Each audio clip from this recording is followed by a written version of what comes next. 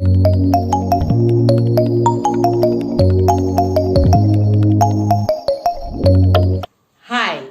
സ്നാസി students കോർണറിലേക്ക് ഏവർക്കും സ്വാഗതം. 6ാം ക്ലാസ്സിലെ ബേസിക് സയൻസിന്റെ 4ാമത്തെ unit motion along with us, ചലനത്തിനൊപ്പം, ഈ പാഠഭാഗത്തിലെ ചോദ്യോത്തരങ്ങളുടെ 3ാമത്തെ ഭാഗം വീഡിയോയുമായിട്ടാണ് ഇന്ന് ഞാൻ നിങ്ങളുടെ മുമ്പിൽ എത്തിയിരിക്കുന്നത്. ഒരു പാഠത്തിലെ ക്വസ്റ്റ്യൻ ആൻസേഴ്സിന് തന്നെ 3 പാർട്ടായിട്ട് തിരിച്ചിരിക്കുന്നു എന്ന് ഓർക്കുമ്പോൾ തന്നെ നിങ്ങൾക്ക് മനസ്സിലാവും ഈ പാഠം എത്ര വലുതാണ് എന്നുള്ളത്. നിങ്ങൾക്ക് പഠിക്കാനുള്ള എളുപ്പത്തിന് വേണ്ടിയിട്ടാണ് ഈ ചോദ്യോത്തരങ്ങൾ ഞാൻ 3 പാർട്ടായിട്ട് തിരിച്ചിരിക്കുന്നത്. ഇന്നത്തെ ഈ വീഡിയോയിൽ നമ്മൾ ചർച്ച ചെയ്യാനായിട്ട് പോകുന്നത് ലെറ്റസ് അസസ്, വിലയിരുത്താം എന്നതിലെ ഭാഗമാണ്. അപ്പോൾ ഏതൊക്കെയാണ് ക്വസ്റ്റ്യൻ ആൻസേഴ്സ് എന്ന് നമുക്കൊന്ന് നോക്കാം. ഓക്കെ, എല്ലാവരും ടെക്സ്റ്റ് എടുത്തോ? ടെക്സ്റ്റ് കയ്യിൽ നിങ്ങളുടെ കയ്യിൽ തീർച്ചയായിട്ടും വേണം. എങ്കിൽ മാത്രമേ ഞാൻ പറയുന്നത് മനസ്സിലാക്കാനായിട്ട് നിങ്ങൾക്ക് സാധിക്കുകയുള്ളൂ. അപ്പോൾ എന്താണ് ലെറ്റസ് അസസ്? അതിൻ്റെ 1ാമത്തെ ചോദ്യം, അതായത് ലെറ്റസ് അസസ് നമ്മുടെ ടെക്സ്റ്റിൽ പേജ് നമ്പർ 55, 55ാമത്തെ പേജിലാണ്. അപ്പോൾ നിങ്ങളെല്ലാവരും 55ാമത്തെ പേജ് എടുക്കുക. അതിൻ്റെ അകത്തെ ആദ്യത്തെ ക്വസ്റ്റ്യൻ എന്താണെന്ന് നമുക്ക് നോക്കാം.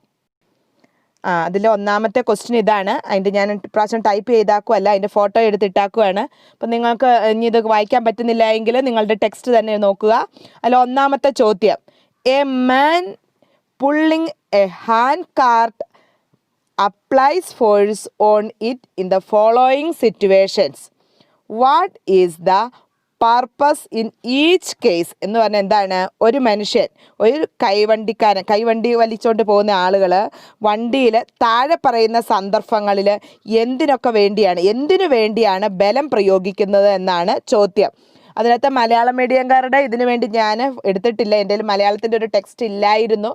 അതുകൊണ്ട് തന്നെയാണ് ഞാനത് അർത്ഥം പറയുമ്പോൾ നിങ്ങൾക്കത് മനസ്സിലാവും. എന്താണ് 1ാമത്തെ ചോദ്യം? കൈവണ്ടി വലിക്കാരൻ വണ്ടിയിൽ താഴെ പറയുന്ന സന്ദർഭങ്ങളിൽ എന്തിനു വേണ്ടിയാണ് ബലം പ്രയോഗിക്കുന്നത് എന്നാണ് ചോദിച്ചിരിക്കുന്നത്. അവിടെ 1-2 ഓപ്ഷൻസ് കൊടുത്തിട്ടുണ്ട്. 1ാമത്തേത്, കൈവണ്ടി വലിച്ചു തുടങ്ങുമ്പോൾ എന്തിനു വേണ്ടിയാണ് ബലം കൊടുക്കുന്നത്? When he start pulling in the hand cart. 2ാമത്തെ ചോദ്യം, when it goes a down hill എന്ന് പറഞ്ഞാൽ വണ്ടി ഇറക്കത്തിലെത്തുമ്പോൾ എന്തു വേണ്ടിയാണെന്നുള്ളതാണ്. അതിൻ്റെ ആൻസർ ഞാൻ കൊടുത്തിട്ടുണ്ട്. അതിൽ 1ാമത്തെ, കൈവണ്ടി വലിച്ചു തുടങ്ങുമ്പോൾ എന്തിനു വേണ്ടിയിട്ടാണെന്ന്. When he start pulling in the hand cart. അപ്പോൾ എപ്പോഴാണ് ബലം പ്രയോഗിക്കുന്നത്? For moving hand cart. കൈവണ്ടി ചലിക്കുന്നതിന് വേണ്ടിയാണ് ആദ്യത്തെ പ്രവർത്തനത്തിൽ ബലം കൊടുക്കുന്നത്. ഇനി സെക്കൻഡ് പ്രവർത്തനം എന്ന് പറഞ്ഞാൽ എന്താണ്? ആ കൈവണ്ടി when it goes on a down hill എന്ന് പറഞ്ഞാൽ എന്താണ്? താഴെ ഇറക്കത്തിലെത്തുമ്പോൾ എന്താണ് ചെയ്യുന്നത്? To decrease the speed of നമ്മൾ ഇറക്കത്തിലെപ്പോഴും എന്താണ്? വണ്ടിയുടെ ബ്രേക്ക് ഓട്ടുന്നത് പോലെ തന്നെ നമ്മൾ ആ കൈവണ്ടിയിൽ ബലം കൊടുക്കുന്നത് എന്തിനു വേണ്ടിയിട്ടാണ്? അതിൻ്റെ സ്പീഡ് കുറയ്ക്കുന്നതിന് വേണ്ടി. To decrease the speed of the hand cart. ഇനി അതിൽ തന്നെ അടുത്തൊരു ക്വസ്റ്റ്യൻ ആയിട്ട് കൊടുത്തിട്ടുണ്ട്. എന്താണ്? What are the changes force can bring about the motion എന്ന് പറഞ്ഞാൽ എന്താണ്? ബലം ചലനത്തിൽ മറ്റെന്തൊക്കെ മാറ്റങ്ങളാണ് വരുത്തുന്നത്? അതായത് നമ്മളൊരു ബലം കൊടുക്കുമ്പോൾ എന്തൊക്കെ മാറ്റങ്ങളാണ് ഒരു പ്രവർത്തനത്തിൽ വരുന്നതെന്നാണ് ചോദിച്ചിരിക്കുന്നത്. എന്താണ്? A body at rest can be moved എന്ന് പറഞ്ഞാൽ എന്താണ്? ചലിക്കുന്ന ഒരു വസ്തു, നിശ്ചലാവസ്ഥയിലിരിക്കുന്ന ഒരു വസ്തു ചലിക്കുന്നതിന് വേണ്ടി നമ്മൾ ബലം പ്രയോഗിക്കുന്നു. The direction of a moving mode can be changed. അതിൻ്റെ ദിശ മാറ്റാൻ, ചലിക്കുന്ന വസ്തുവിൻ്റെ ഡയറക്ഷൻ മാറ്റാനായിട്ട് നമ്മൾ ബലം കൊടുക്കുന്നു. Increase the speed of a moving body. എന്താണ്? ചലന വേഗത ഇൻക്രീസ് ചെയ്യാൻ, കൂട്ടുന്നതിന് വേണ്ടി. Decrease the speed of the moving body. ചലന വേഗത കുറയ്ക്കുന്നതിന് വേണ്ടി നമ്മൾ ബലം കൊടുക്കുന്നു. പിന്നീട് സ്റ്റോപ്പ് എ മൂവിങ് ബോഡി. ഒരു വസ്തുവിനെ നിശ്ചലമാക്കാനായിട്ട് നമ്മൾ ബലം കൊടുക്കുന്നു. അപ്പോൾ 1ാമത്തതിൻ്റെ ഉത്തരം നിങ്ങൾക്ക് കിട്ടിക്കാണുമെന്ന് ടീച്ചർ വിശ്വസിക്കുന്നു. അതിൻ്റെ മലയാളത്തിലുള്ള ആൻസർ ഞാൻ കൃത്യമായിട്ട് തന്നെ കൊടുത്തിട്ടുണ്ട്. ക്വസ്റ്റ്യൻ കൊടുത്തിട്ടില്ലെന്നേ ഉള്ളൂ. അപ്പോൾ ക്വസ്റ്റ്യൻ നിങ്ങൾ ടെക്സ്റ്റിൽ നോക്കി എഴുതുക. മലയാളം മീഡിയംകാർ ഉത്തരം ഞാൻ മലയാളത്തിൽ തന്നെ കൊടുത്തിട്ടുണ്ട്. ആദ്യത്തെ പ്രവർത്തനത്തിൽ കൈവണ്ടി ചലിച്ചു തുടങ്ങുമ്പോൾ എന്തിനാണ് ബലം പ്രയോഗിക്കുന്നത്? ചലിക്കാനായിട്ട് ബലം കൊടുക്കുന്നു. പിന്നീട് വണ്ടി ഇറക്കത്തിലെത്തുമ്പോഴോ ചലന വേഗത കുറയ്ക്കാൻ ബലം പ്രയോഗിക്കുന്നു. ഇനി എന്താണ്? ബലം ചലനത്തിൽ വരുത്തുന്ന മാറ്റങ്ങൾ എന്തൊക്കെയാണെന്നുള്ളതാണ്. എന്തൊക്കെയാണ്? ചലിക്കുന്ന ഒരു വസ്തുവിൻ്റെ ചലനം നിർത്തുന്നു, ചലിക്കുന്ന വസ്തുവിൻ്റെ ദിശ മാറ്റുന്നു, ചലന വേഗത കൂട്ടുന്നു, ചലന വേഗത കുറയ്ക്കുന്നു, നിശ്ചലാവസ്ഥയിലുള്ള ഒരു വസ്തുവിനെ ചലിപ്പിക്കുന്നു. ഇത്രയും കാര്യങ്ങളിലാണ് നമ്മൾ ബലം പ്രയോഗിക്കുന്നത്. അതിൻ്റെ രണ്ടാമത്തെ ക്വസ്റ്റ്യൻ, ഇതൊരു പ്രായോഗിക ക്വസ്റ്റ്യൻ ആണ്. ഇത്തരത്തിലുള്ള ചോദ്യങ്ങളായിരിക്കും പരീക്ഷയ്ക്ക് വരുന്നത്. ചോദ്യം ഇതാണ്: which type of motion is dominant in the following situations? താഴെ പറയുന്ന സന്ദർഭങ്ങളിൽ പ്രസക്തമാകുന്നത് ഏതിനം ചലനമാണെന്നാണ് ചോദിച്ചിരിക്കുന്നത്. ഒന്ന് കൊടുത്താക്കാണ്: an aeroplane gaining speed on the runway before take off എന്ന് പറഞ്ഞാൽ എന്താണ്? ടേക്ക് ഓഫിന് മുമ്പ് റൺവേയിലൂടെ ചീറിപ്പായുന്ന വിമാനത്തിൻ്റെ ചലനം ഏത് രീതിയിലുള്ള ചലനമാണ് എന്നാണ് ചോദിച്ചിരിക്കുന്നത്. Second question: the motion of A valve tube in the rotating wheel of A bicycle എന്ന് പറഞ്ഞാൽ എന്താണ്? കറങ്ങുന്ന ഒരു സൈക്കിൾ ചക്രത്തിലെ വാൽവ് ട്യൂബിൻ്റെ ചലനം ഏത് തരത്തിലുള്ള ചലനമാണ്? അടുത്ത് വീണ്ടും കൊടുക്കുകയാണ്: find one example each for other kinds of motion as well. മറ്റിനം ചലനങ്ങൾക്കും ഒരു ഉദാഹരണം എഴുതാനാണ് പറഞ്ഞിരിക്കുന്നത്. അതിൻ്റെ ഒന്നാമത്തത്, റൺവേയിലൂടെ ചീറിപ്പായുന്ന ആ വിമാനത്തിൻ്റെ ചലനം എന്ന് പറയുന്നത് എന്താണ്? ലീനിയർ മോഷൻ, നേർരേഖാ ചലനമാണ്. സൈക്കിൾ ട്യൂബിൻ്റെ ചലനോ സർക്കുലർ മോഷനാണ്. ഇനി മറ്റുള്ള ചലനങ്ങൾക്കൊരു ഉദാഹരണം എന്ന് പറയുന്നത് ഓസിലേഷനും പഠിച്ചിട്ടുണ്ട്, ഭ്രമണമൊക്കെ പഠിച്ചിട്ടുണ്ട്, റൊട്ടേറ്ററി മോഷനൊക്കെ. സ്വിങ്ങിങ് ഓൺ ദ സിങ് എന്ന് പറഞ്ഞാൽ എന്താണ്? ഊഞ്ഞാലാടുന്നത് ഏത് തരത്തിലുള്ള ഇതാണ്? ഓസിലേഷനാണ്, ദോലന ചലനമാണ്. റൊട്ടേഷൻ ഓഫ് ദ ടോപ്പ് എന്ന് പറഞ്ഞാൽ എന്താണ്? പമ്പരം കറങ്ങുന്നത് ഏതാണ്? റൊട്ടേറ്ററി, ഭ്രമണമാണ്. പിന്നെ നമുക്ക് വയലിൻ്റെ സ്ട്രിങ് ചലിക്കുന്നത് ഏതാണ്? വൈബ്രേഷൻ. അപ്പം നിങ്ങൾക്കതനുസരിച്ച് എഴുതാം. അതിൻ്റെ മലയാളവും ഞാൻ ആൻസർ കൊടുത്തിട്ടുണ്ട്. ആദ്യം പറഞ്ഞ പോലെ തന്നെ ക്വസ്റ്റ്യൻ കൊടുത്തിട്ടില്ലെന്നേ ഉള്ളൂ, ആൻസർ ഞാൻ കൊടുത്തിട്ടുണ്ട്. എന്തൊക്കെയാണ്?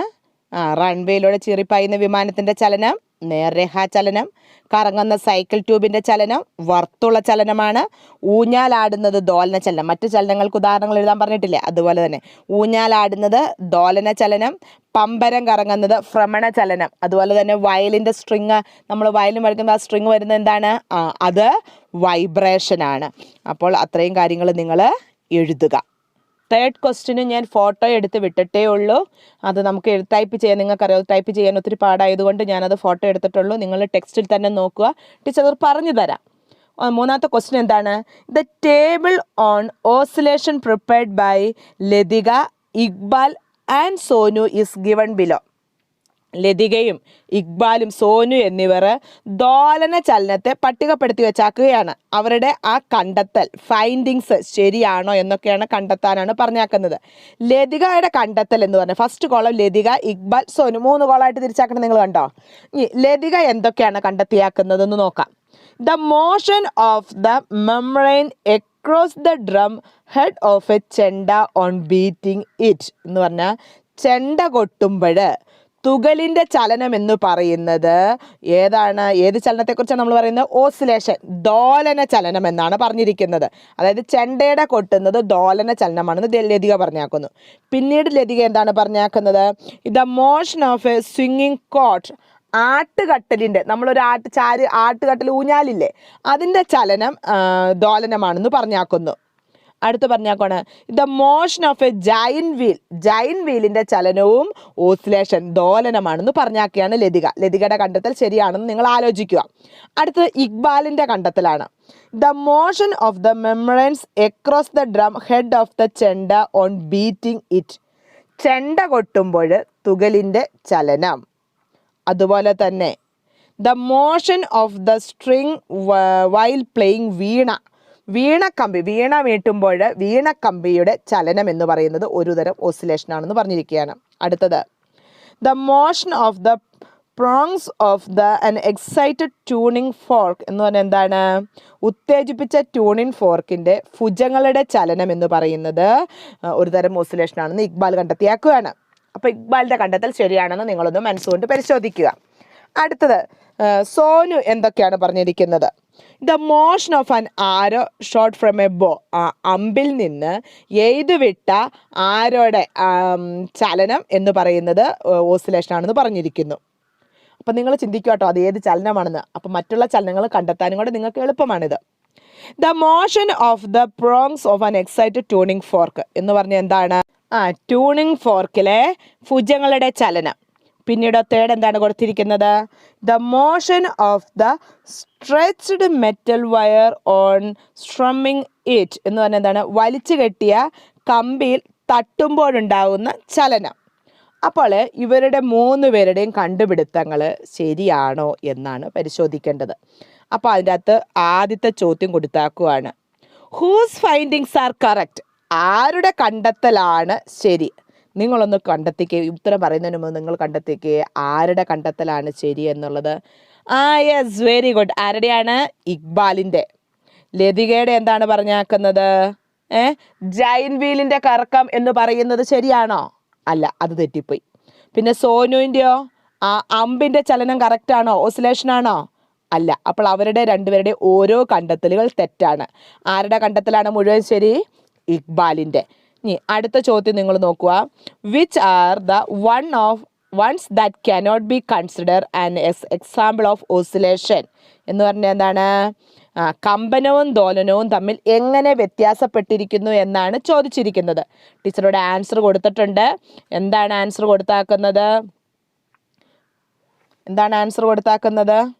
ഇക്ബാൽസ് ഫൈൻഡിങ്സ് ആർ കറക്റ്റ്. ഒന്നാമത്തേൻ്റെ അകത്ത് ഇക്ബാലിൻ്റെ കണ്ടെത്തലാണ് ശരി എന്നുള്ളത്. പിന്നെ എന്താണ്? ഓസിലേഷനിൽ പെടാത്തത് ഏതൊക്കെയാണ്? മോഷൻ ഓഫ് ജൈന്റ് വീലിൻ്റെയും മോഷൻ ഓഫ് ആരോയുടെയും ജൈന്റ് വീലിൻ്റെയും കണ്ടത് ഓസിലേഷൻ അല്ല. ആരോടെ ഏതാണ്? ലീനിയർ മോഷൻ, നേർരേഖാചലനം. ജൈന്റ് വീലിൻ്റെയോ? വർത്തുള ചലനമാണ്. ഇനി തേർഡ് വൺ, വൈബ്രേഷനും ഓസിലേഷനും തമ്മിൽ എങ്ങനെയാണ് വ്യത്യാസപ്പെട്ടിരിക്കുന്നത് എന്നാണ് ചോദിച്ചിരിക്കുന്നത്. എന്താണ് അതിൻ്റെ 3 കുത്തിട്ട ആൻസർ എഴുതിയാക്കണുണ്ടോ? The to and from motion of a body about mean the position is called oscillation. അതിൻ്റെ മലയാളം എന്താണ്? ഒരു വസ്തു ഒരു തുലന സ്ഥാനത്തെ ആസ്പദമാക്കി ഇരുവശങ്ങളിലേക്കും ചലിക്കുന്നതാണ് ദോലനം. ഇനി അടുത്ത് ചോദിക്കുകയാണ്, എന്താണ് വൈബ്രേഷൻ എന്നാണ്. Fast oscillation are referred to as vibrations. ദ്രുതഗതിയിലുള്ള ചലനങ്ങളെ നമ്മൾ എന്തെന്ന് പറയുന്നു? കമ്പനം, വൈബ്രേഷൻ എന്ന് പറയുന്നു. അപ്പോൾ ഇതും പഠിക്കണം.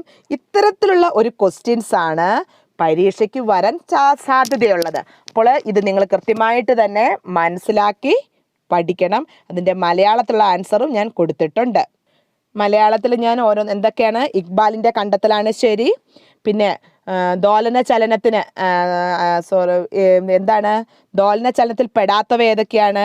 ജൈന്റ് വീലിൻ്റെ ചലനവും എയ്തുവിട്ട അമ്പിൻ്റെ ചലനവും. പിന്നെ എന്താണ് ദോലനവും കമ്പനവും തമ്മിലുള്ള വ്യത്യാസം എന്നാണ് ചോദിച്ചിരിക്കുന്നത്. വസ്തു ഒരു തുലന സ്ഥാനത്തെ ആസ്പദമാക്കി ഇരുവശങ്ങളിലേക്കും ചലിക്കുന്നതാണ് ദോലനം. ദ്രുതഗതിയിലുള്ള ദോലന ചലനങ്ങളെ കമ്പനമെന്ന് പറയുന്നു.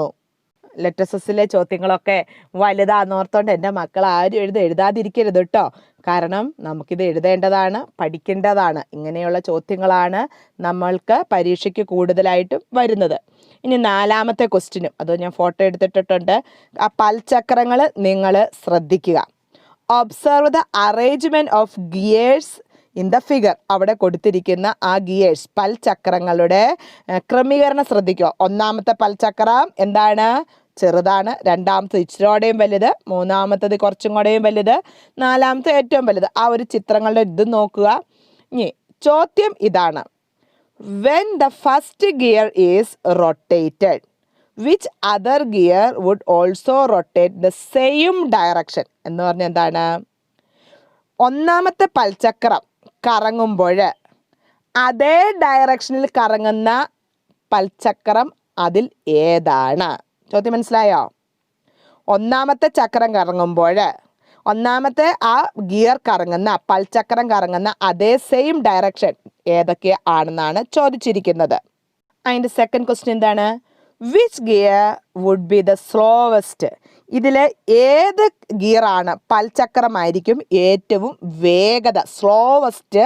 ആ 4 പൽചക്രങ്ങളിൽ ഏത് ഗിയറിനാണ് ഏറ്റവും വേഗത കുറവ് എന്നാണ് ചോദിച്ചിരിക്കുന്നത്. അപ്പോൾ നമുക്ക് എന്തൊക്കെയാണ് അതിൻ്റെ ആൻസർ എന്ന് നോക്കാം. എന്താണ് ആൻസർ?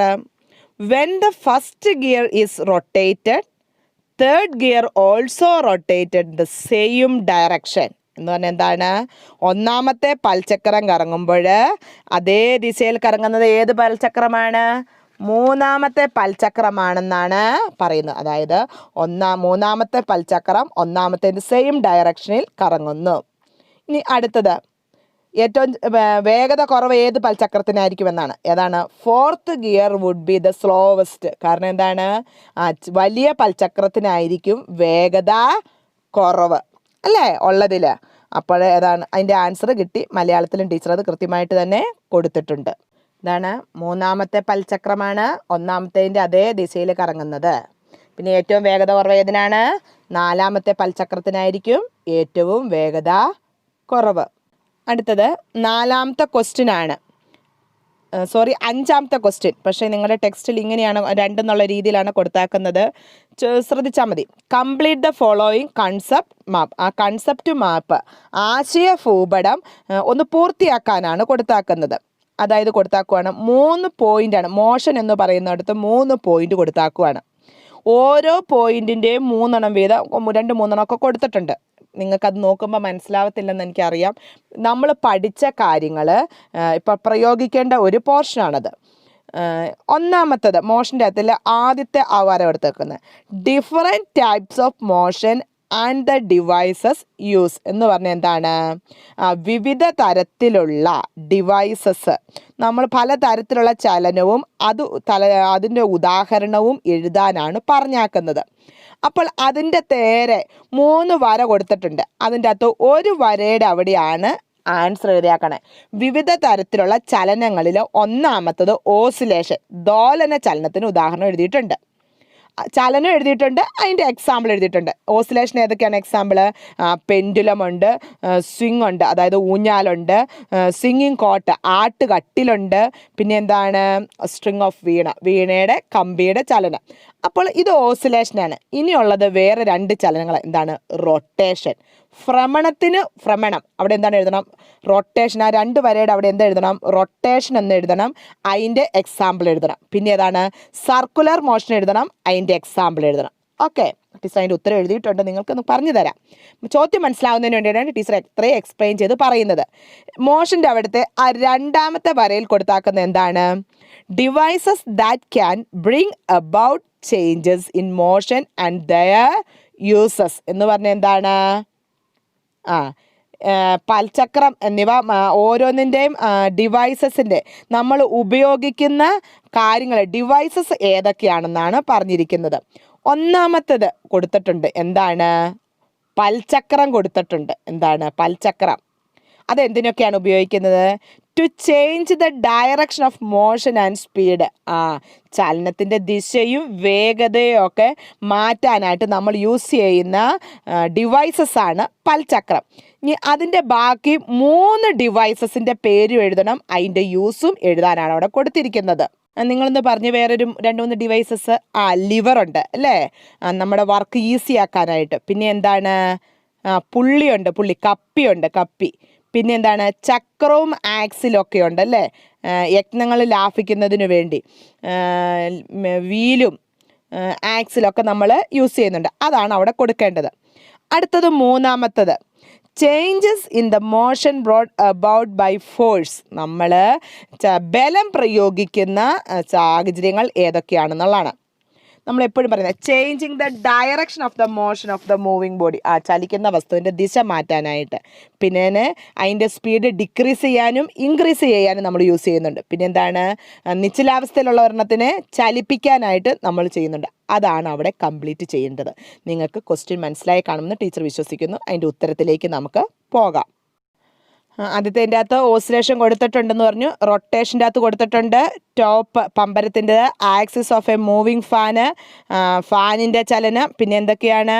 ഫാനിൻ്റെ അച്ചുതണ്ടിൻ്റെ ചലനം. പിന്നെ എന്താണ്? റൊട്ടേഷൻ ഓഫ് ദ എർത്ത്, ഭൂമിയുടെ ഭ്രമണം. പിന്നെ എന്താണ്? സർക്കുലർ മോഷൻ, വർത്തുള ചലനത്തിന് ജൈൻ വീലിൻ്റെ ചലനമുണ്ട്. മോഷൻ ക്ലോക്കിലെ സൂചിയുടെ ചലനം. അതുപോലെ തന്നെ ഭൂമിയുടെ റെവല്യൂഷൻ, പരിക്രമണവും ഒക്കെ അതിൻ്റെ അകത്ത് കൊടുത്തിട്ടുണ്ട്. അടുത്തത് കൊടുത്തിട്ടുണ്ട് പുള്ളി ഉള്ളത് കൊടുത്തിട്ടുണ്ട്. Lift heavy load less low effort, വലിയ ഭാരം കുറഞ്ഞ യത്നത്തിൽ പ്രവർത്തിപ്പിക്കാനായിട്ട് നമ്മൾ ഉപയോഗിക്കുന്നത്. പിന്നെ ലിവറുണ്ട്. എന്താണ് പുള്ളി എന്ന് പറഞ്ഞാൽ അതിൻ്റെ മലയാളം വേർഡ് പാരക്കോലം. ലിവർ എന്ന് പറഞ്ഞാൽ എന്താണ്? ഇതുള്ളത് പുള്ളി എന്ന് പറഞ്ഞാൽ കപ്പിയും ലിവർ എന്ന് പറഞ്ഞാൽ പാരക്കോലും. ഇത് രണ്ടിൻ്റെയും പർപ്പസ് എന്ന് പറയുന്നത് എന്താണ്? യജ്ഞലാഭത്തിന് വേണ്ടിയാണ്, നമ്മുടെ വർക്ക് എളുപ്പമാക്കുന്നതിന് വേണ്ടിയിട്ട് ഉള്ളതാണ്. പിന്നെ ചേഞ്ചസ് ഓഫ് ദ മോഷൻ, നമ്മൾ പലതരത്തിലുള്ള ബലം പ്രയോഗിക്കുന്നത് ഏതൊക്കെ കാര്യത്തിന് വേണ്ടിയിട്ടാണെന്നും കൊടുത്തിട്ടുണ്ട്. Moving body can be stopped, ചലിക്കുന്ന ഒരു വസ്തുവിനെ ചലനം നിർത്തുന്നതിന് വേണ്ടി. Change the speed of the motion of the moving body, അതിൻ്റെ സ്പീഡ് കുറയ്ക്കുന്നതിന് വേണ്ടി നമ്മൾ ബലം പ്രയോഗിക്കുന്നതായിട്ടും അവിടെ കൊടുത്തിട്ടുണ്ട്. ഇതിൻ്റെ മലയാളവും കൃത്യമായിട്ട് തന്നെ കൊടുത്തിട്ടുണ്ട്. നിങ്ങളത് മനസ്സിലാക്കി തന്നെ പഠിക്കുക, എഴുതിയെടുക്കുകയും ചെയ്യുക. മലയാളത്തിലും കൊടുത്തേക്കുന്നുണ്ട്. നിങ്ങൾ ഭ്രമണം കൊടുത്തിട്ടുണ്ട്, വർത്തുള ചലനം കൊടുത്തിട്ടുണ്ട്, ചലനങ്ങൾക്ക് അതിൻ്റെ ഉദാഹരണങ്ങൾ കൊടുത്തിട്ടുണ്ട്. അതുപോലെ തന്നെ നമ്മുടെ പൽചക്രത്തിൻ്റെ അകത്ത് വരുന്നത് പാരക്കോല് കൊടുത്തിട്ടുണ്ട്, കപ്പി കൊടുത്തിട്ടുണ്ട്, ചക്രവും ആക്സിലും കൊടുത്തിട്ടുണ്ട്. പിന്നെ വിവിധ ചലനങ്ങളുടെ കാര്യങ്ങൾ കൊടുത്തിട്ടുണ്ട്. ചലനം നിർത്തുന്നതിന്, ചലനവേഗത കൂട്ടുന്നതിന്, നിശ്ചലാവസ്ഥയിലുള്ളൊരു വസ്തുവിനെ ചലിപ്പിക്കുന്നതിന്. ഇത് കൃത്യമായിട്ട് തന്നെ നിങ്ങൾ നോട്ട്ബുക്കിലേക്ക് എഴുതണം. ചോദ്യവും ഉത്തരവും മനസ്സിലായി കാണുമെന്ന് ടീച്ചർ വിശ്വസിക്കുന്നു. ഞാൻ കൂടുതൽ ക്വസ്റ്റ്യൻസ് എന്ന് പറഞ്ഞ് കൊടുത്തിരിക്കുന്നത് ചില ചലനങ്ങളെക്കുറിച്ച് നിങ്ങൾക്ക് മനസ്സിലാക്കുന്നതിന് വേണ്ടിയിട്ട് ഞാൻ കൊടുത്തിരിക്കുന്നതാണ്. അത് നിങ്ങൾ എഴുതിയില്ലല്ലോ, അത് മനസ്സിലാക്കി എടുക്കുക എന്നുള്ളതാണ് ഉള്ളത്. കാര്യം ഗ്രഹിക്കുക, അതിന് വേണ്ടിയിട്ടുള്ളതാണ് ഈ ചോദ്യം ഞാൻ കൊടുത്തിരിക്കുന്നത്. ABC എന്ന് പറഞ്ഞ കോളം കൊടുത്തിട്ടുണ്ട്. എയിലെയും ബിയിലെയും ചലനങ്ങൾ അത് നേരെ വരുന്നത് ഏത് ചലനമാണെന്നാണ് C കോളത്തിൽ കൊടുത്തിരിക്കുന്നത്. Motion of wiper, motion of pendulum എന്ന് പറഞ്ഞാൽ കാറിൻ്റെ വൈപ്പറിൻ്റെ ചലനവും ക്ലോക്കിലെ പെൻഡുലത്തിൻ്റെ ചലനവും ഏത് ചലനമാണ്? ഓസിലേഷൻ, ദോലന ചലനമാണ്. അടുത്തത് റണ്ണിങ് അറൗണ്ട് എ സർക്കിൾ എന്ന് പറഞ്ഞാൽ എന്താണ്? ഒരു വൃത്തപാതയിൽ കൂടെ ഒരാൾ ഓടുന്നത്. പിന്നെ എന്താണ്?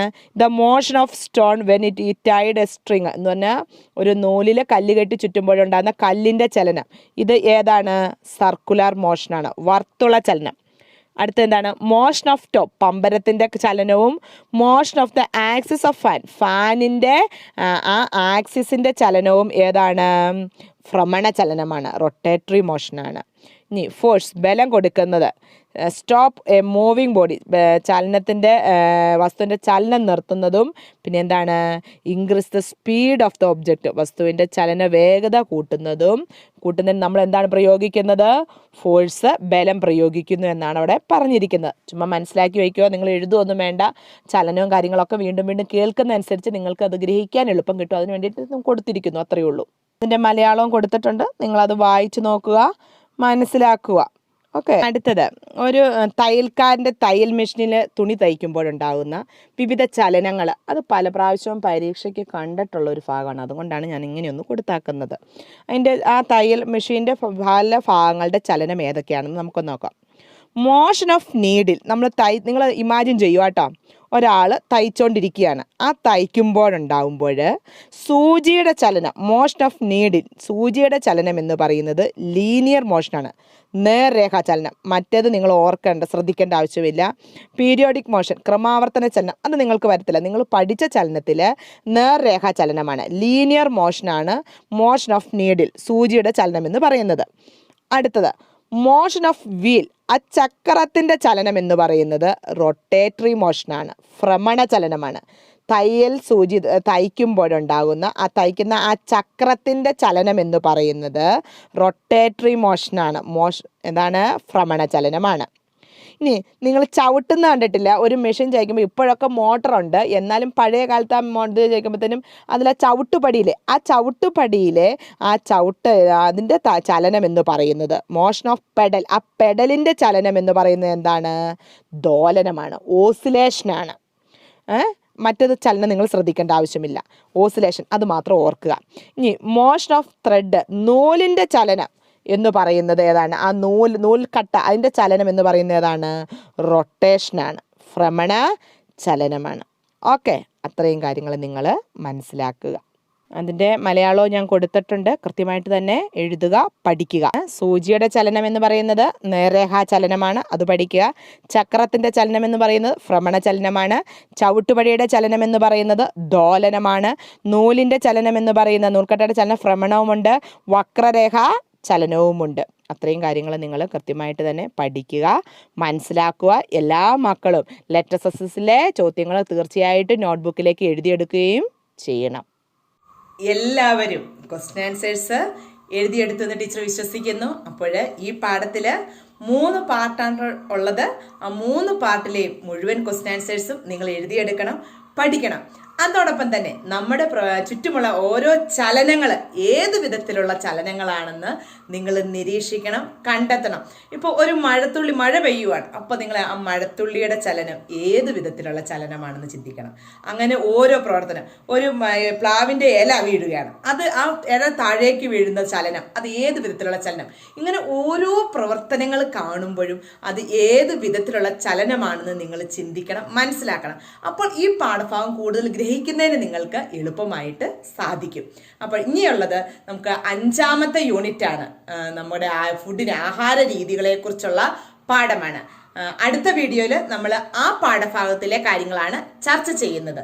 അപ്പോൾ എൻ്റെ ഈ ചാനൽ ഇനിയും സബ്സ്ക്രൈബ് ചെയ്തില്ലെങ്കിൽ നിങ്ങൾ സബ്സ്ക്രൈബ് ചെയ്യുക. അതോടൊപ്പം തന്നെ ഞാൻ ഈ തരുന്ന ക്വസ്റ്റ്യൻ ആൻസേഴ്സ് നിങ്ങൾക്ക് ഇഷ്ടപ്പെട്ടെങ്കിൽ ലൈക്ക് ചെയ്യുക, ഉപകാരപ്രദമാണെങ്കിൽ നിങ്ങൾ എനിക്ക് ഷെയർ ചെയ്യുകയും ചെയ്യുക. അടുത്ത ക്ലാസ് വരെ ഓക്കെ, ബൈ ബൈ.